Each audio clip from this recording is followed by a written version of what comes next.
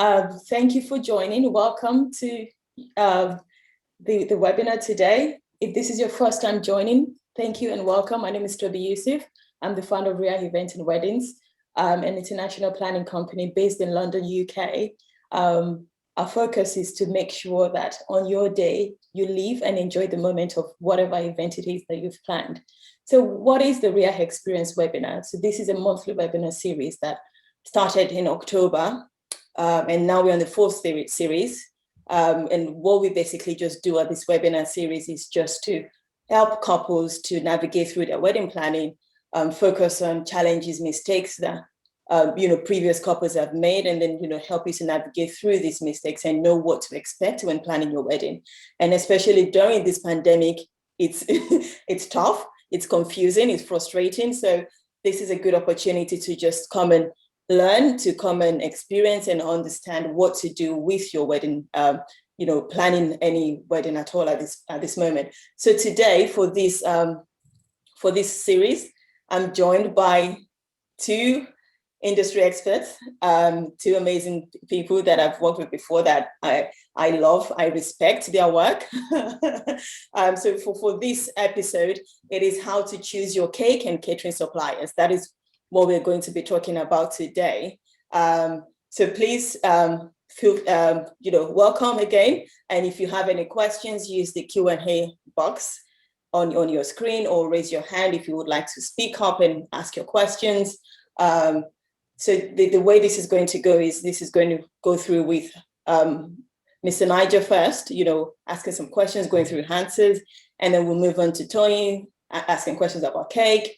And then afterwards, this will be open for everybody to ask any questions. Okay, well, without wasting much of our time, let's just crack on. So today, like I said, I have two industry experts with me, starting with Mr. Nigel. Mr. Nigel of Favour Catering and Event. Mr. Favour Catering and Event is a multiple award-winning African and Caribbean catering company. It was co-founded with his wife 20 years ago. Favour Catering and Event provides impeccable service, outstanding level of customer service, and they're passionate about fine food. They also have approved caterers of some of UK's finest venues. I've been privileged enough to, taste Favour food, and I must say, it is fine food. It just tastes great. And if you're looking for that customer service, if you're looking for that hospitality, then you will find that with Favour's Event and Caterings. So Mr. Nigel, I just want to say thank you so much for taking your time off today to spend with us, to share great insight, to share great knowledge with our audience here today. So thank you so much. And I just wanted to ask first, I know with previously with the lockdown, we still had weddings event of 50 to 30 people. How did your process change in terms of booking clients on? And I know that when we were speaking one time and you mentioned you couldn't cater for 15 people, or maybe I got it wrong, but could you just put us through how your booking process has changed, or how your service in general has changed since the pandemic? Okay, thank you, Toby. Thank you for that question. It's a difficult one. But first of all, I like to register the fact that, when we say we're all in this together, we really are. For some, for economic reasons, others to fulfill lifelong ambitions, and others is just the right thing to do. The pandemic has brought about a lot of changes in the society. Every aspect of life has been affected, as indeed catering. And so with our catering service, we've had to look for new ways of doing business. When the Prime Minister sets out the roadmap from tomorrow, hopefully, you will hear things like it might be compulsory to test at events. Yes. So they will make testing a lot cheaper. You will have to engage an agency who will come to your event and do a quick test and results in minutes, and to let people into venues. The large venues are suffering more than the small intimate venues. Yeah. What we know is going to happen is we're going to have a lot more smaller functions. So in the past, we would have functions of big numbers. I think the days of big numbers are gone now. So we will need to tailor our demands to smaller functions. We used to have a minimum number of 100 guests. Now it's 50. Yeah. We will do different types of services.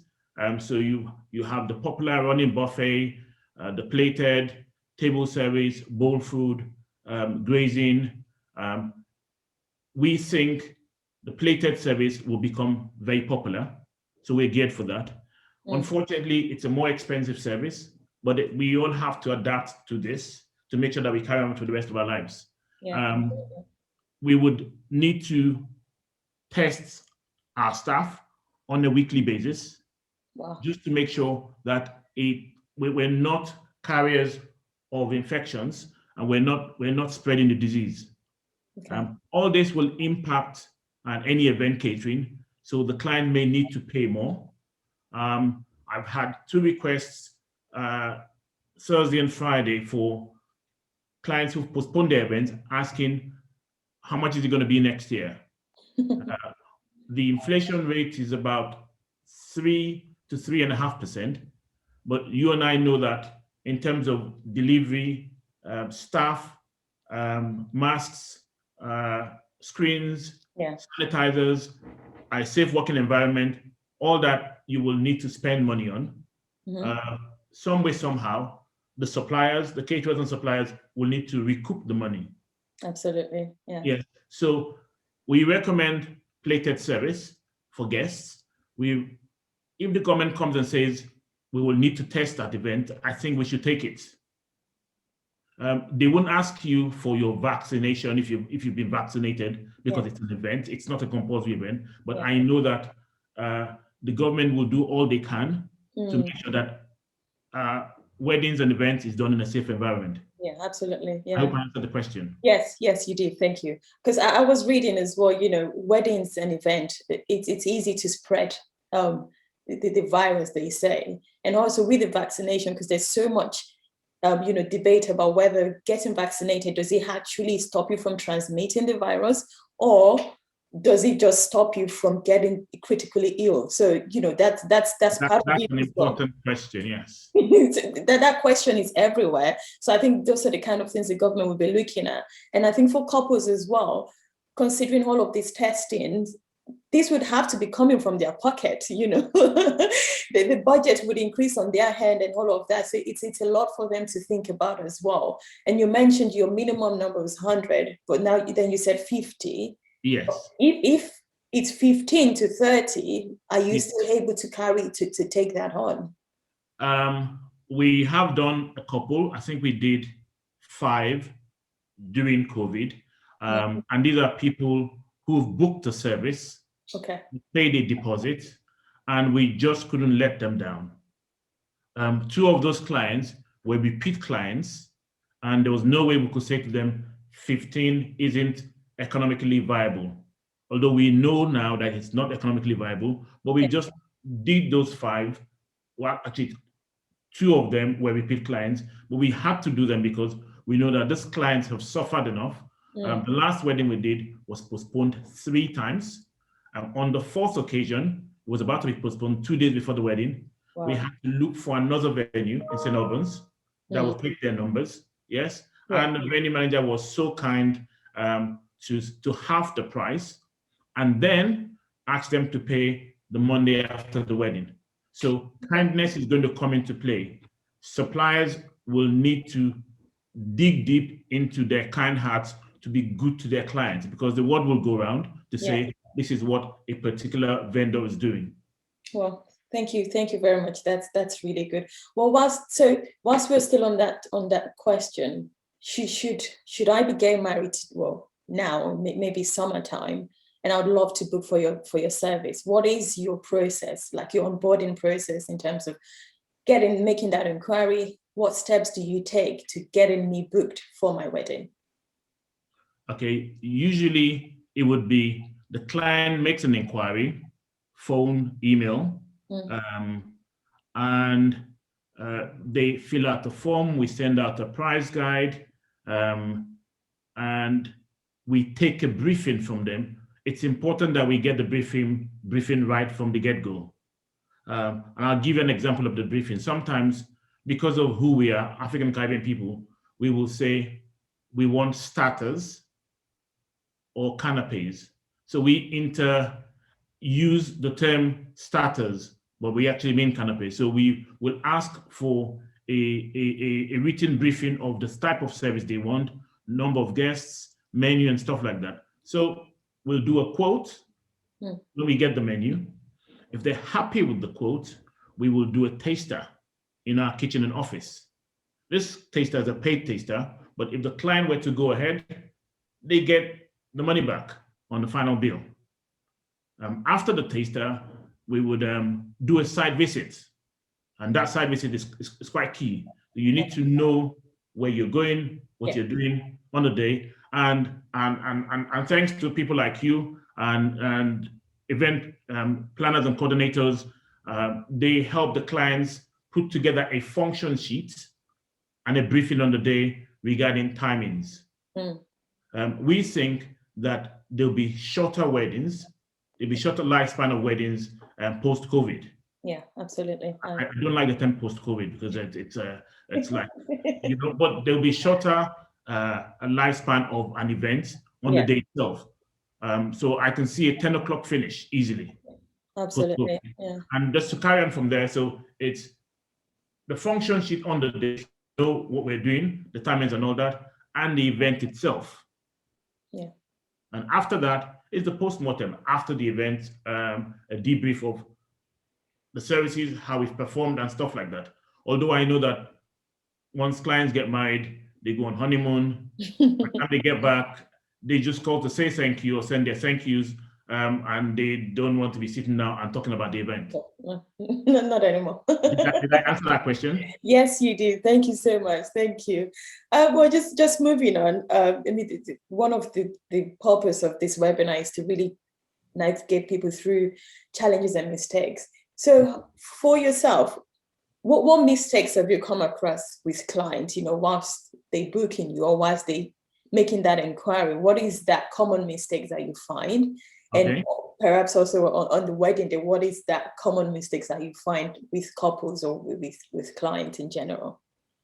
I think the most popular one is not knowing the number of guests. Well, Africans, we can't really help that, can we? We're getting better. We're getting better at it because what happens is if we have a client who's booked a function, about 2 weeks before their function, I'll call them and in a jovial mood, and I'll ask, are the numbers still the same? At that time, they have a clear picture of what the numbers are, but certain factors mitigate that. So the common problems that have, one, they might want the family to do the catering because they have a caterer in the family.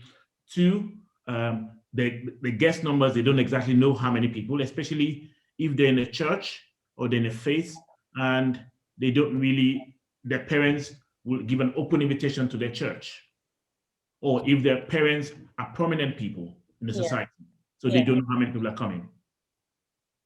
I hate to say this, sometimes the clients themselves are not honest with the caterer because they assume, that's a good assumption, that the African and Caribbean caterers will be generous to them. But there's limit to your generosity, if you understand what I mean. Yeah, absolutely. Generous in the sense that, you know, bring extra pieces of fish or... Yes. And the last one, I have 5. The last one will be insist on having a contract with your supplier, your caterer or your supplier. So little things, little details like when you arrive at the function, who does what time you leave. So all that helps make a better experience. Yeah. So that's the mistakes, because I believe it's a 2-in-1 question you asked me. So that's the mistakes on the part of the clients. On the part of the caterers or our side, One, some caterers don't have the ability to say no to a client because they want to do the job. Yeah, that's one. Two, they underquote to the clients just to get the job in. They understaff just to get because they've underquoted. You understand me? Running up to the week of the function, they'll notice that, hey, these figures don't match, but then it's too late. And then they try and cut corners. Yeah. You understand me? Yeah. And the last one again is a contract. Make sure that you give your client a contract. It's boring for 5 minutes to go through the contract, but then if you set the expectations, then they know what they're expecting. Yeah. I think since COVID, every supplier has got a contract now. I was on another webinar last week where a contract lawyer was going through the contracts, and I just thought, hey, ours is a bit funny here. We need to set it right. Now, this contract is not designed to put anyone in jail. You understand me? But it just helps us. We found at Favour Catering Events, it's helped us remain friends with our clients long after their function. So they know when we arrive, they know what we're doing, and they know exactly when we finish. And with us, it's at the very end. Yeah. Well, yes, that's so true. But I mean, going back to guest numbers, I mean, hopefully post-COVID, we can't stop using that word. We just have to use it. Post-COVID, clients will be, they would have an idea of their guest numbers. I mean, if you only allow 30, then you don't have a choice then to have 30 guests. But pre-COVID, how did you manage that? Because, I mean, I've had clients as well whereby, what is the number of your guests? 250. But then on the day, you will have 1 or 2 people come with a +1.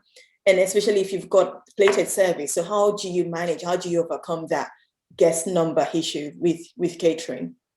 It's just being open and honest with them and letting them see the value of being transparent with us. Because food for 10 people isn't going to bankrupt a caterer.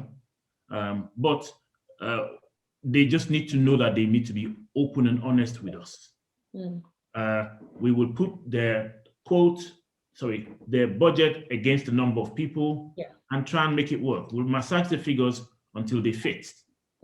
And with the new kind of clients that we're coming across nowadays, they're able to tell their parents that, hey, we only want X number during the day, and the parents can bring their other guests in the evening, or have a massive trad, and then the wedding itself is a more intimate thing. So I think being transparent with the client and encouraging them to be transparent is key. It's key to having a good catering experience. Thank you. I think that was one of the things I mentioned at my first webinar, that if you're going to hire any supplier, you have to be honest, you have to be open. And I think when I did speak about wedding budget as well, you really have to let every supplier know, this is my budget before you start talking about anything, because you want to be able to know that, can I afford this person? You don't want to waste the supplier's time as well. Back in your mind, you've got £500 budget, and then you get a quote of £2,000. Of course, that's going to throw you off completely. So yes, it's always good to just be open, be honest. Just moving on, just a few more questions. What problems have you encountered at a wedding? And how did you? I mean, you don't have to name them all. No, I prepared 4 or 5. Yes. Okay. Problems like not knowing the venue. You mean yourself not knowing the venue? Like yes. Okay. We worked in a particular venue in Bedfordshire. It had 10 doors between the room for the service and the kitchen. Okay. These doors were on a combination numbers. Wow. Okay. We wrote this combination numbers on our palms when we got there, but we're not allowed to leave the doors open or hold them open. Of So course. every time we had to go around asking ourselves, it meant that the service was late. Yeah. We've been back to that venue now. So what we do, we have a sheet of paper, door number, code. You understand me? Yeah. So that was one problem. But can I ask, how did you not know the venue? I mean, did you not have a site visit before the wedding day? We always do. We did.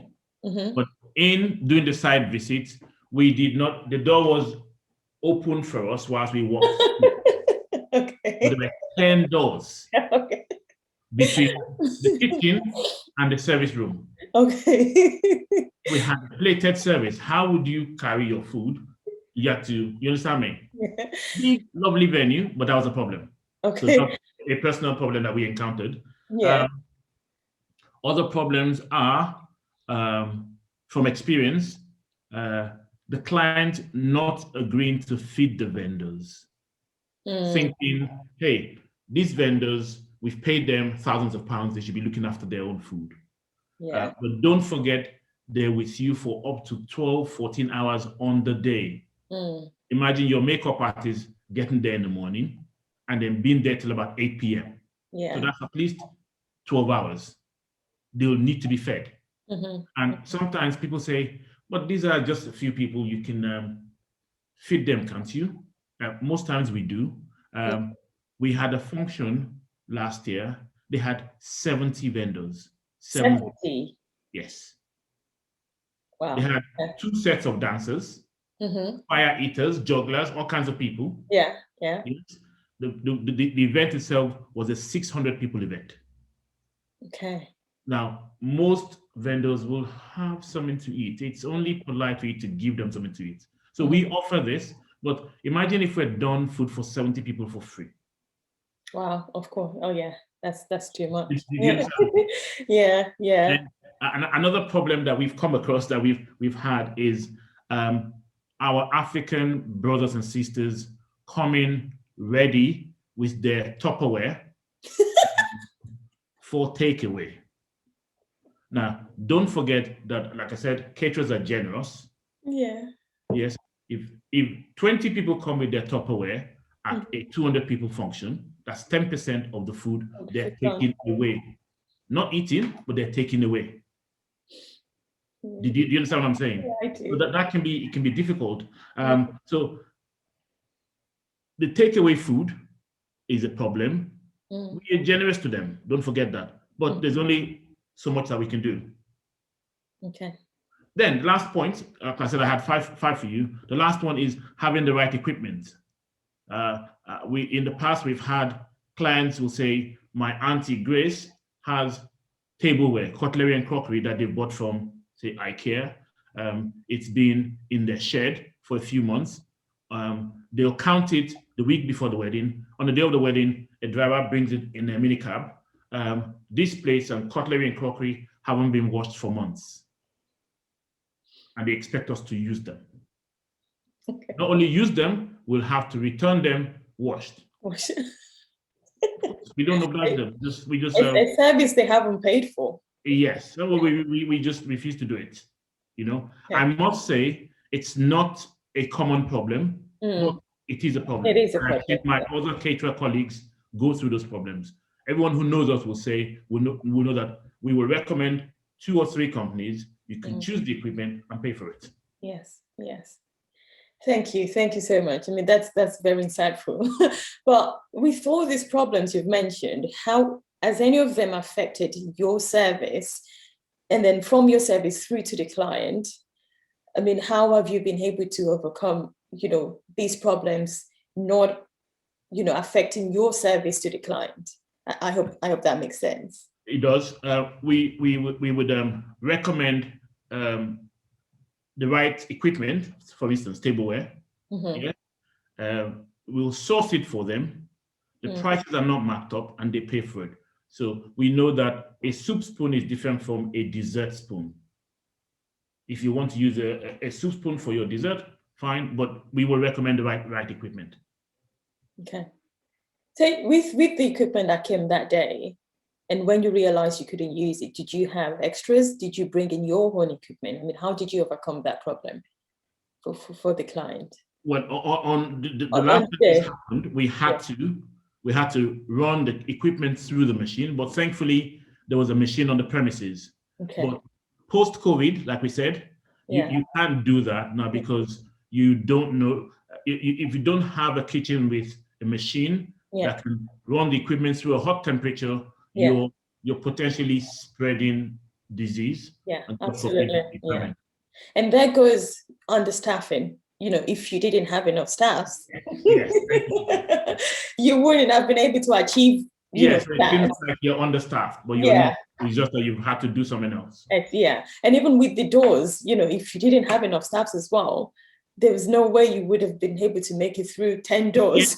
In the end, we had to hold up the doors with our equipment. You understand me? That was the only way we could just get through a half an hour service. Of course. Wow, thank you so much. Thank you. That's really insightful. Please just give a thumbs up if you're following, if this has been really helpful information for you.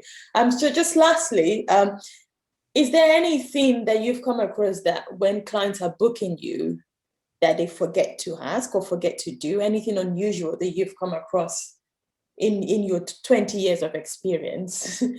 That, you know, when they're booking you, that you find that people always miss out? Yes. Equipment for the evening food. Okay. They think that we can turn them around, wash them, polish them, and use them for the evening food. Okay. So glasses that were used at the drinks reception, for instance, they'll expect us to wash them and turn them around for the evening drinks. But it's difficult. So we will always tell them that you will need equipment for the evening, or we've introduced biodegradable equipment for the evening. They're quite classy, they're quite functional, they're trendy, and more importantly, they're sustainable. So it's no longer plastics in the evening, but biodegradable equipment. So the case of the equipment is the biggest that they forget, that we remind them about.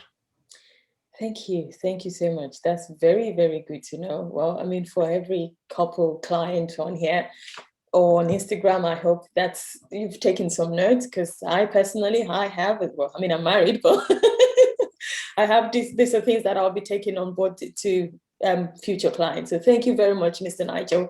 Really appreciate it. Like I said, you know, there will be questions and answers in the end. So please do stay with us. Don't go off watching the football match yet.